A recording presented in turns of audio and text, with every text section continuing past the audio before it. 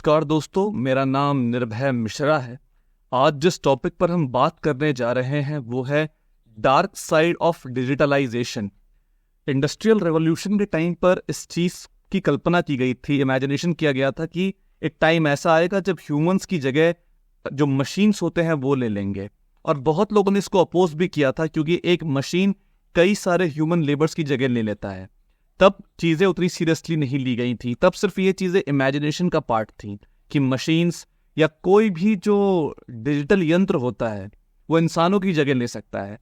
Unfortunately आज का जो टाइम है यहाँ पर हमें एक चीज़ देखने को मिल रही है, वो है डार्क साइड ऑफ डिजिटलाइजेशन। जो डिजिटलाइजेशन है इसके नेगेटिव कॉन्सिक्वेंसेस पे बहुत कम लोग बात करते हैं, क्योंकि जब भी कोई ये कहता है कि डिजिटलाइजेशन से जॉब लॉस होते हैं तो लोग उन्हें कहते हैं कि आप प्रोग्रेसिव नहीं हैं, आप एंटी साइंस हैं।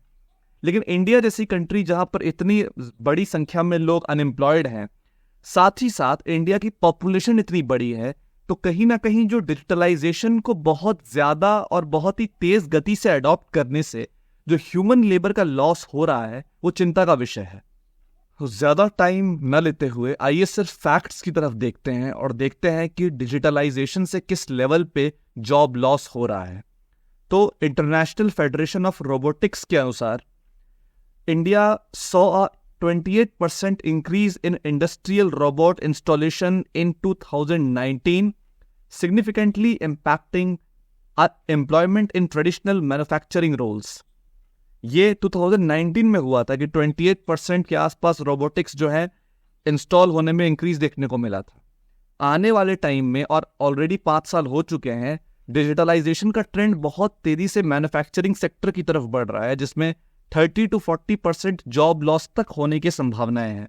और मैन्युफैक्चरिंग सेक्टर में किसी भी तरीके का जॉब लॉस इंडियन इकोनॉमी को लॉन्गर रन में बहुत हार्म करेगा, क्योंकि पॉपुलेशन जिस तरीके की है इंडिया की, अगर मैन्युफैक्चरिंग सेक्टर ग्रो नहीं करता है, वहां लोगों को एम्प्लॉयमेंट नहीं मिलता है, तो पॉसिबल ही नहीं है कि किसी और सेक्टर में इस लेवल पे लोगों को एम्प्लॉय किया जाए।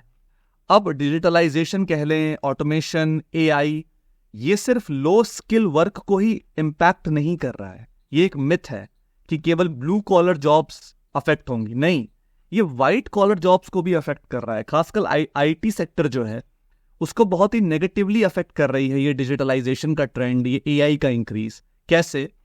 तो मैकेंजी ग्लोबल इंस्टीट्यूट की जो रिपोर्ट है वो कहती है कि 2025 तक approximately 30% of jobs in India's IT sector could be at risk due to automation. सोचिए, जहां पर इतने हाईली स्किल्ड लोगों की जरूरत होती है वहां पर यह हालात है कि वहां पर भी 30% जॉब्स खतरे में है।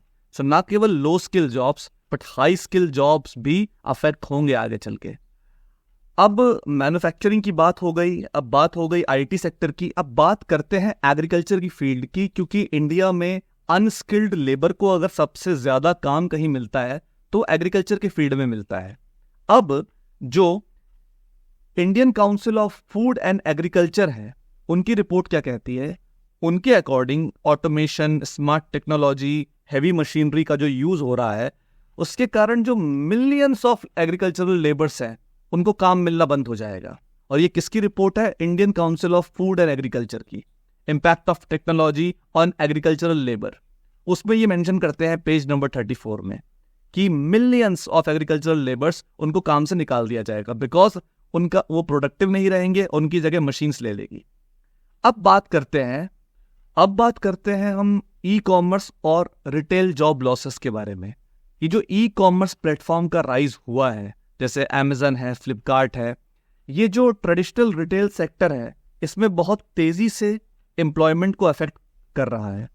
एक स्टडी है Associated Chambers of Commerce and Industry of India की, वो ये एस्टिमेट करती है that the growth of e commerce in India could lead to a 30 to 40% reduction in retail employment over the next decade.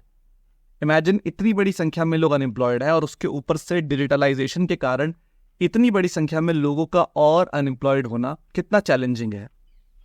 अब बात करेंगे कि बैंकिंग सेक्टर और फाइनेंशियल सेक्टर को डिजिटलाइजेशन या ऑटोमेशन किस तरीके से इम्पैक्ट कर रहा है या अफेक्ट कर रहा है। तो एक केपीएमजी की रिपोर्ट है KPMG की रिपोर्ट ये बताती है कि India's banking sector could see a 20% reduction in clerical jobs due to automation by 2025। आप सोचिए कि 2025 तक जो क्लरिकल जॉब्स है उसमें 20% यानी 20% की कटौती हो सकती है डिजिटलाइजेशन के कारण। और ये कितना चैलेंजिंग है इंडिया में उस सेक्टर के लिए जो कहीं ना कहीं बैंकिंग सेक्टर में काम करना चाहता है। और आपको पता होना चाहिए कि जो गवर्नमेंट जॉब एस्पिरेंट्स होते हैं उनका एक बहुत बड़ा जो एक डायरेक्शन होती है वो बैंक की फील्ड की तरफ होती है। हर साल लाखों करोड़ों लोग बैंक का फॉर्म भरते हैं और उसमें ही 20 to 30% क्लरिकल जॉब्स में कटौती हो सकती है। तो ऑटोमेशन और डिजिटलाइजेशन कितना बड़ा चैलेंज पेश कर रहा है आप सबके सामने। इस डिजिटलाइजेशन के कारण क्या हुआ है कि जो गिग इकोनॉमी है, GIG गिग इकोनॉमी राइज हुई है। अब इसमें जो काम देने वाला आदमी है उसको तो बहुत सारे बेनिफिट हैं, सैलरी कम देनी पड़ती है, हेल्थ बेनिफिट नहीं देना पड़ता, रिटायरमेंट बेनिफिट नहीं देने पड़ते। लेकिन अब इंडिया में जो लोग नौकरी करना चाहते हैं, जो गिग इकोनॉमी का पार्ट है, उनका एक्सप्लॉयटेशन उसी तरीके से होता है जैसे आपको पता होगा कि किस तरीके से लेबर मूवमेंट के पहले लेबर्स का हुआ करता था। और सबसे चैलेंजिंग पार्ट क्या है, ये नेशनल सैंपल सर्वे ऑफिस का आंकड़ा है कि 56% of workers in India are now engaged in informal gig based work, highlighting the vulnerability of the workforce. NSSO का आंकड़ा है ये, जो खुद ही इसकी ऑथेंटिसिटी की पुष्टि करता है। 56% लोग गिग वर्कर्स हैं, ना हेल्थ बेनिफिट, ना पेंशन बेनिफिट, ना रिटायरमेंट, कुछ भी नहीं। अब बात करते हैं हेल्थ केयर की फील्ड की, जिसमें कभी किसी ने कल्पना भी नहीं की थी कि ट्रेडिशनल जॉब इतनी आसानी से आर्टिफिशियल इंटेलिजेंस के द्वारा रिप्लेस कर दिए जाएंगे। तो जो डिजिटल यंत्र स्थापित किए जा रहे हैं, जिसमें रोबोटिक सर्जरी है, डायग्नोस्टिक टूल है, टेलीमेडिसिन है, इसके कारण बहुत बड़ी संख्या में जॉब लॉस हो रहा है। नीति आयोग की रिपोर्ट है ऑन AI कि इस तरीके से, जिस तरीके से AI को यूज किया जा रहा है, डिजिटलाइजेशन हो रहा है, इस तरीके से 15 to 20% जो हेल्थ केयर जॉब है इंडिया में वो अफेक्ट होंगी बाय 2030। 15 to 20%। और ये आने वाले 5-6 सालों में ये डेकेड खत्म हो जाएगा, तब ये कंडीशन होगी। करोड़ों लोग वैसे ही अनएम्प्लॉयड हैं, उसके ऊपर से इतनी बड़ी संख्या में लोगों का अनएम्प्लॉयड होना। अब बात करते हैं कि डिजिटलाइजेशन का जो कस्टमर केयर सर्विस है या कॉल सेंटर्स है उसमें क्या रोल है। आपको पता है कॉल सेंटर में कितना लोग काम करते हैं। अब गार्टनर की रिपोर्ट जो है future of AI in customer service trends and insights, ये क्या बताती है कि 80% of customer interaction will be managed by AI in major corporation, leading to job cuts in India's extensive call centre industry. और ये आंकड़ा कितना दिया है उन्होंने, 80% का। और ईयर क्या है 2025।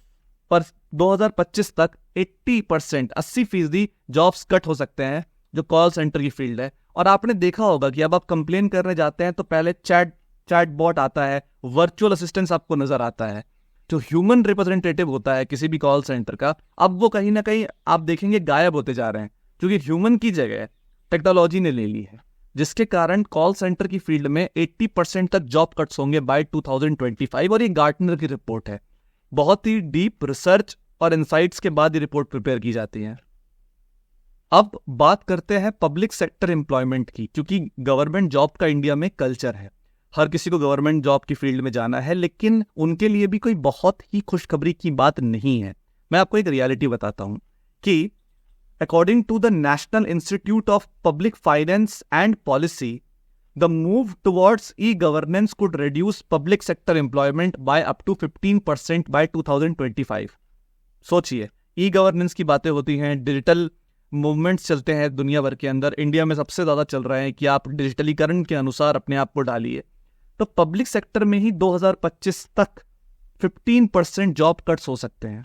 और ये कितना चैलेंजिंग है, ज़रा सोचिए उन लोगों के लिए जो गवर्नमेंट जॉब्स में जाना चाहते हैं। अभी से ही ये नैरेटिव बनना शुरू हो गया है कि आप गवर्नमेंट जॉब की तैयारी मत कीजिए, बिजनेस कीजिए। बिजनेस में भी मैन्युफैक्चरिंग फील्ड में जॉब लॉस हो रहा है, हेल्थ की फील्ड में जॉब लॉस हो रहा है बिकॉज ऑफ ऑटोमेशन और डिजिटलाइजेशन। अब बात करते हैं एजुकेशन की फील्ड की। कोविड के बाद जो डिजिटलाइजेशन है उसने बहुत तेजी से टेक ओवर किया है एजुकेशन की इंडस्ट्री को। पूरी एजुकेशन की इंडस्ट्री ने खुद को डिजिटलाइजेशन के प्रिंसिपल पे रिबिल्ड किया है।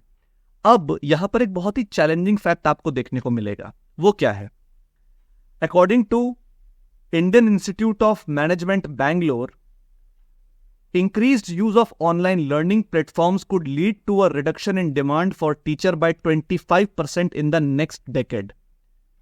ये रिपोर्ट IIM बैंगलोर की है और इन्होंने 2019 में ये रिपोर्ट सबमिट की थी.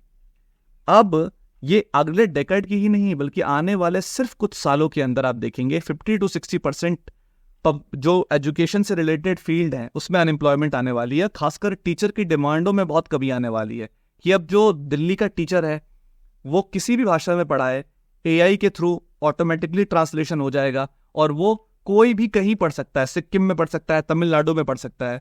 तो मेरा एट द एंड यही पॉइंट है कि एग्जैक्टली डिजिटलाइजेशन एक डेवलपमेंट की निशानी जरूर है, लेकिन क्या डेवलपमेंट में हम सारे कॉन्टेक्स्ट को इग्नोर कर देंगे कि ह्यूमन लेबर कहाँ ज्यादा है, कहाँ आपको ह्यूमन लेबर की आवश्यकता है, कहाँ पर पॉपुलेशन कम है इसलिए डिजिटल यंत्रों का इस्तेमाल करना चाहिए, कहाँ पर ह्यूमन लेबर ज्यादा है तो हमें डिजिटलाइजेशन के अनुसार अपनी इकोनॉमी को नहीं डालना चाहिए.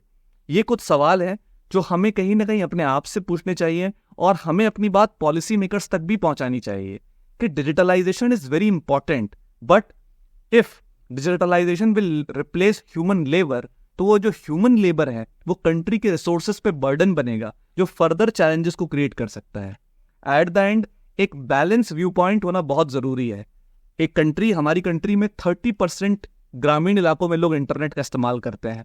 सो if we will rebuild our economy according to digitalization और on the basis of digitalization we need to understand that जो रूरल एरियाज का यूथ है वो पार्टिसिपेट कर ही नहीं पाएगा उस एम्प्लॉयमेंट के प्रोसेस में. वाई?